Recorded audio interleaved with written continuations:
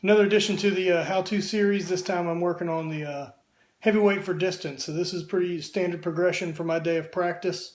You'll see I'll throw some one turns. Really what I'm focusing on with the one turn, just some balance and stuff like that. And then going into my full throws. So I have commentary over the video, some slow-mo and some how-to from some different angles. And check it out, enjoy. In the meantime, click subscribe and like or whatever that box is there. I think that box is, it's a Drift to Lift series. Maybe you've heard of it.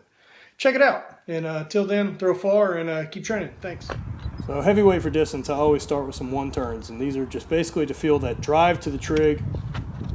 And then I want to finish on balance the best I can. I really want to try to get that weight through my right foot, up through the body, and into my left. If anything, I'd like the right foot to be able to move at the end of the throw instead of the left because I'm off balance. But I got a lot of throws before that gets real comfortable. I can do it pretty decent on some one turns here, but you can kind of see what's going on with my feet. So this is basically the position I want to land in after my cast. And so what I'm thinking about here is the weight's going to come back, in a pretty tight arc. And then once it reaches behind me, I'm going to start drifting it out the same way I do in my cast and pushing it back and down to hit that zero, as 6 o'clock, as I would call, right directly behind the trig. And then from there, I can sync with it and then drive off that right foot into that left foot and around to get both feet down, catch it, and start throwing again. You're not going to be able to apply a whole lot of force while you're in the air, so think about trying to spend as much time on the ground building speed and applying that force to that implement as you can. It's really going to help out in the long run with what you're doing. The longer you're in the air, the more that thing's going to win.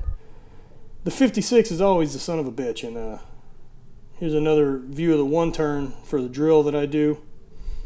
You can see I've got some tit sweat going on, so that's a huge positive. It's actually a pretty nice day down here.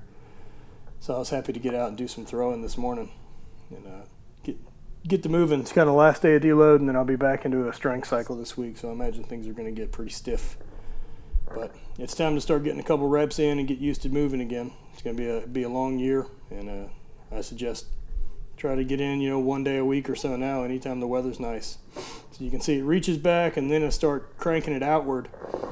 So the right shoulder is always basically locked in to about 90 degrees where my chest is. It's not really moving front to back very much, whereas it's all pulling through the abs, and I'm never really going to drag the weight. You can't drag the 56. It's just going to abuse you. It doesn't matter how big and strong you are.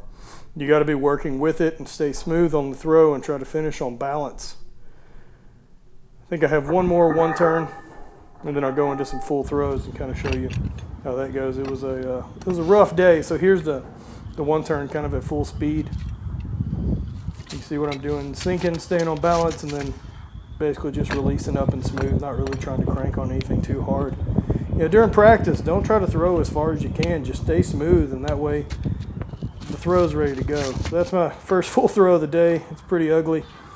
I think it got hung up. You can see I take it back, hurry and get the feet down, sink, push, and then drive it out. So you can see it dip, sink, push, throw, and that one slipped on me. They're always fun. It's fun trying to break in your new glove and all that stuff for your season. So just get out and do the reps and don't stress about them. Just try to do one thing right the whole practice. Here's some slow-mo, get a little bit better idea of what I'm doing. So I really try to stay pretty loose for my cast. The only thing that's really, you can see me actually open and close my my right hand during basically the peaks of at the top of the throw. Basically, that's just kind of a little reminder I'm not really conscious of, but reminding that I'm not pulling on that weight as hard as I can. I'm trying to stay loose and just lock in with that hook grip. And from there, it's really just the shoulder is staying pretty soft. So as soon as that cast starts, I push it out, sink my hips back to counterbalance it, push and get back on the ground so I can start driving again. You can see I'm a little closed off, and I found that's worked really well for me. My biggest throws have been pretty closed off. Get down again, get to that block and try to get out to that left foot. You can see it kind of dancing around a little bit, but that's actually not too bad.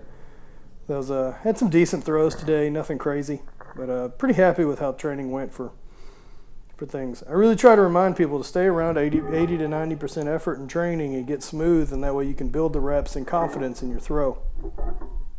Here's another look at just kind of detail of what the feet are doing during my heavyweight, and kind of talk about it as it happens. One of the reasons I like throwing on concrete and throwing shoes other than a track background is I've got kind of a shit knee and some other bummed up pieces, and this really provides a lot less resistance for me than the grass in my cleats do. So I feel personally that it saves my knees and saves my joints a little bit, lets me get some more reps, not to mention I get some extra speed work. Concrete's also consistent, and it's just one less thing that I've got to worry about in training. It's one thing I can deal with the grass every day, at a games when time comes, but being able to get the reps in and not have to worry about whether the ground's going to be shitty is really, really positive. So you can see here, push it around. One thing you'll see a lot of people do when they land here is they'll dance that left foot, like that left foot will get down and then pick back up and get down again. As you can see, it doesn't need to do that. Just get it down, start spinning and driving, and always turn that right foot. It's probably the biggest recommendation I can make to all the throws people ask for help, is just keep the right foot moving and keep the right hip ahead of the throw. That's going to be your big help. Hope these are useful to you. Enjoy.